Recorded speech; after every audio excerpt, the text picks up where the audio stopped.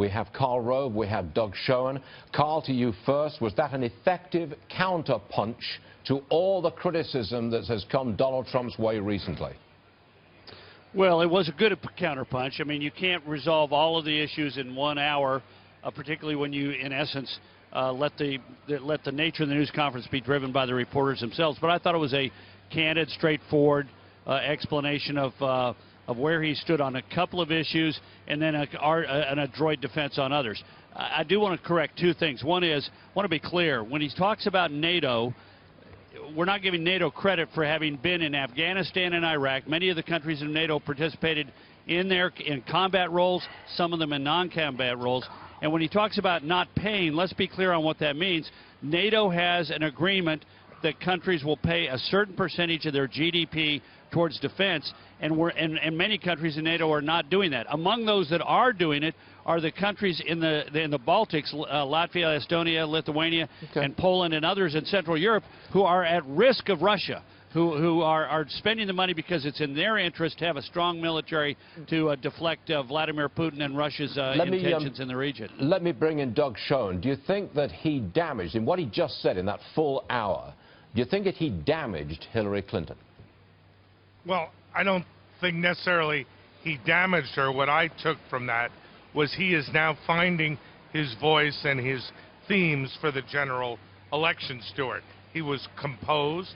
He was, I think, focused. There were really very few, if any, extraneous points. I think Karl Rove is right, though, and he's pointing the way for something that really the Democrats have yet to focus on. There was no real focus on terror, which to me is a big mistake. But also, I think we need to stand with NATO, be much more assertive about its role in protecting the Balkans. And everything I know about politics says that the only thing Vladimir Putin responds to is strength, not pleasant talk. The Baltic nations, Karl is right, have fulfilled their commitment and then some. And as the president of Estonia said recently, we pay our 2%. We meet our commitments on defense. We've had troops in Afghanistan. What is it that Donald Trump wants us to do that we have not done? Karl, have you ever seen any kind of press conference by a major politician, anything like that, ever before? Well, it's a pretty free-ranging press conference. We've seen it before, but what's dramatic about this one is, in most campaigns, you see news conferences held by both candidates. Trump is absolutely right.